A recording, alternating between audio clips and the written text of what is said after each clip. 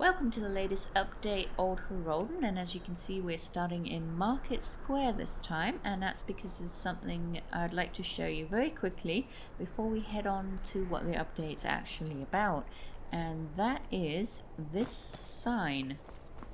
Now this is the original sign that was originally distributed with the first release of the mod, and it's not a bad sign, but as you can tell, or at least it certainly appears to me, if you stand back, you actually have a lot of difficulty reading the sign. You have to get pretty close in order to read it. It doesn't stand out in any way. It doesn't say, here's Market Square, you passing it, and then you can see it's Market Square, if that makes sense. So what I'd like to do is take you down Dagger Alley. And hey, Nasdrin, show you the latest signs. And as you can see, if you stand right back, you can read that sign. That sign stands out on the darker background with the white writing. It's got a far more sort of worn look to it. I've sort of added a peeling paint effect to it, and it's far more effective for the job it's supposed to do. You can actually tell what it says, basically. And quite frankly, with the newest version, you're going to be relying on the signs quite a lot to tell you where you are, at least initially, I'm sure.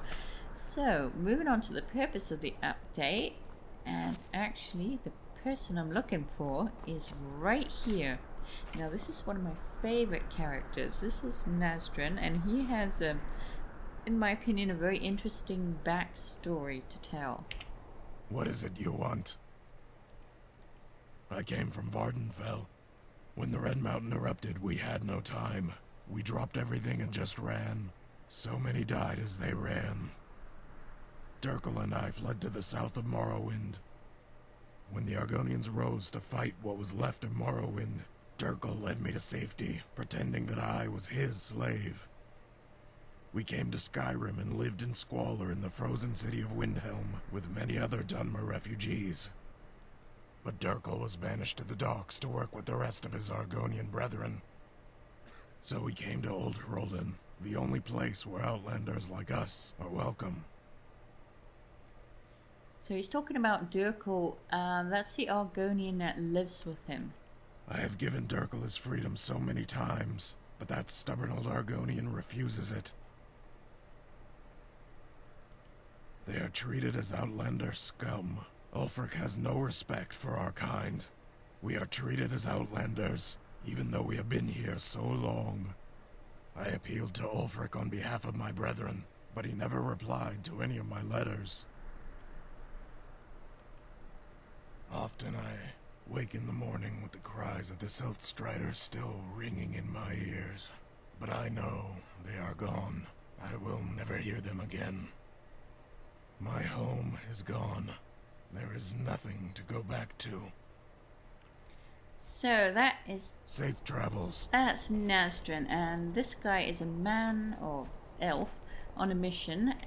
He fled the eruption of the Red Mountain. He lost his home. He belonged to the Telvanni family. He was a high-ranking noble, and he has found himself basically on his own, except for his slave Argonian Durkle, in the town of Old Hroldan. So he's dedicated his life to helping out his fellow Dunmer in Windhelm and trying to get Ulfric, or whoever is the Jarl there at any point in your game, to treat the Dunmer, actually I believe it may be pronounced Dunmer.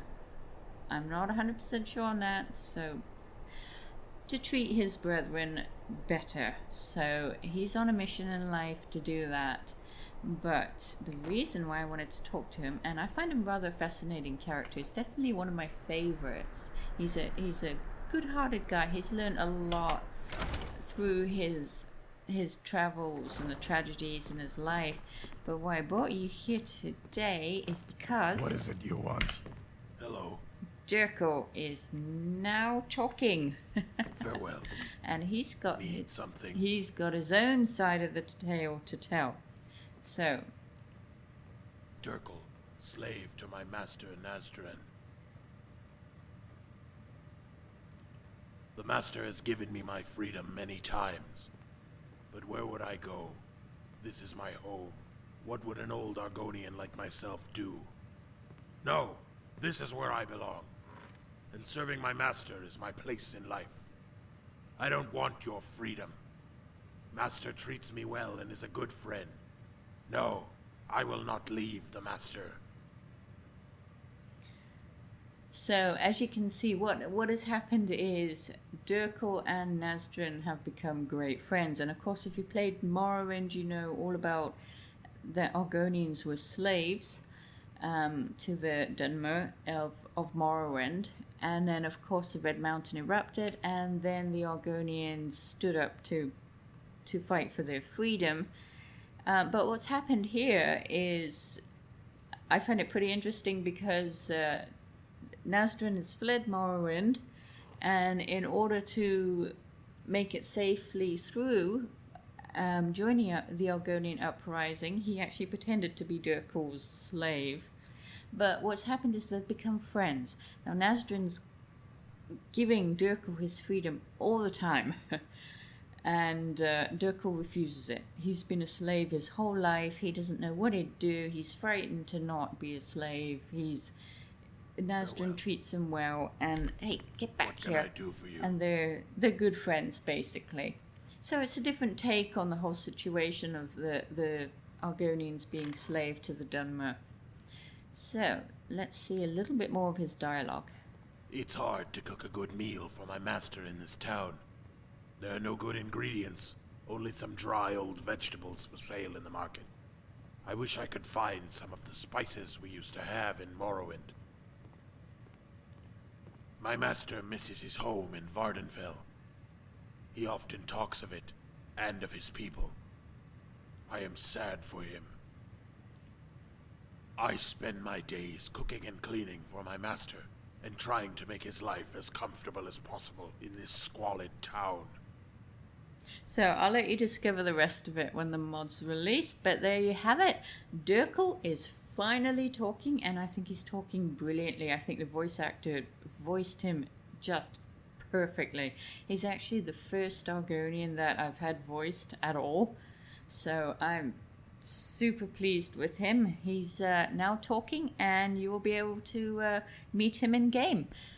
So Goodbye. I wanted to show you Durkle, and there's one more thing that I needed to show you in this update, but that involves heading down to Lower Street, so I will see you down there.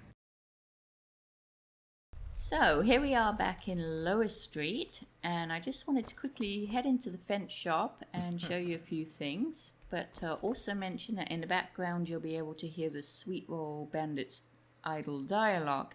And quite a few of the NPCs around the town in Lower Street will have this idle dialogue just to make it seem more inhabited and not quite so quiet. So heading on into the fence shop, we saw this in the last video and I introduced you to Gunvik. Well, in this video I'd like to really introduce you to Gunvik. Yes. The name is Gunvik. I'm the local fence. I get enough. There is a lot that pass through here and make use of my services. Usually thieves looking to offload their latest haul. Sometimes I even get a member of that Thieves Guild in Riften. Gives us all a good laugh when they pull in their haul to sell. A pathetic lot they are. Not one real thief among the lot of them. I don't think I've mentioned before, but the inhabitants of Lower Street, they don't really like the Thieves Guild. They don't consider them to be particularly competent thieves. So if you're a member of the Thieves Guild, you might not get the welcome you were hoping for down here. So he has a lot of different merchant dialogue. Hope you are actually going to buy something, or at least have something worth selling. And he buys all your stolen goods. Here's some goods I stole earlier. And don't take any notice of his gold at 10,000 because actually I have a mod that increases merchant gold to that amount. Gunvik will actually have, I think, 3,000. The regular merchants in Skyrim, I believe, have 1,000. And I personally did not find that enough, really. I found it quite irritating having to wait till they replenished their money in order to sell what I had. So I think 3,000 is a good compromise. Ragnarok runs this place. Do what he says, or we all get to watch him tear you limb from limb. Your choice. Stay away from that lad, the sweet roll bandit. He ain't quite right in the head, so Ragnarok looks out for him. A sad business. This ain't the prettiest of towns, but it's a safe place where I can run my business without the law making things difficult. It was only last week when a gang of thugs turned up at my door.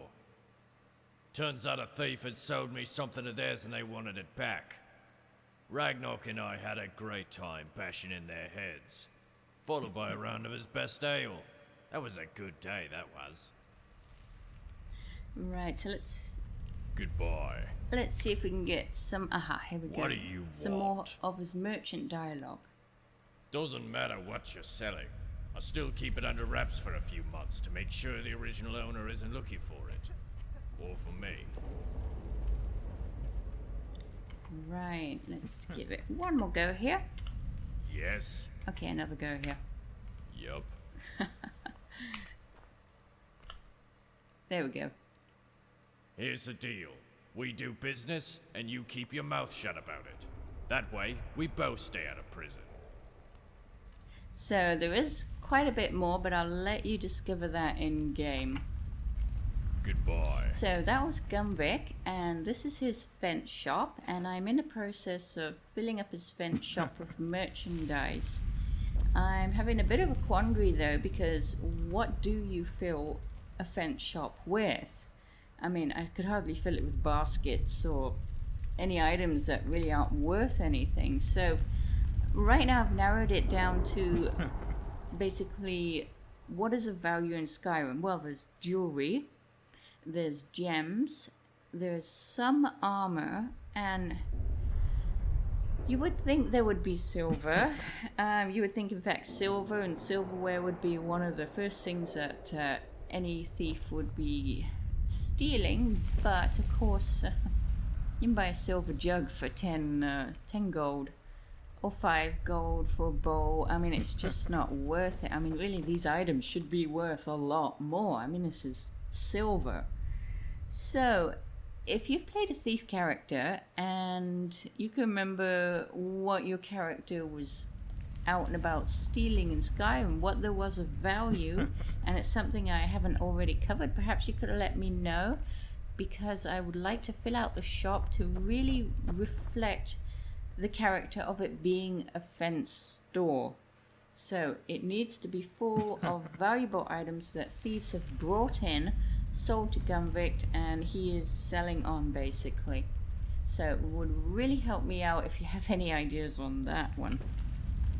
So that's basically it. There's one more thing that I need to mention, and that is that I'm actually in the process of moving house right now, so it's going to be probably 2 weeks, possibly even more, probably, before I can get the next update out on Old Hroldan, but by then I'm sure I'll have a lot of great stuff to show you, and some great new stuff to show you. So that is it for this update, and I will see you in the next update.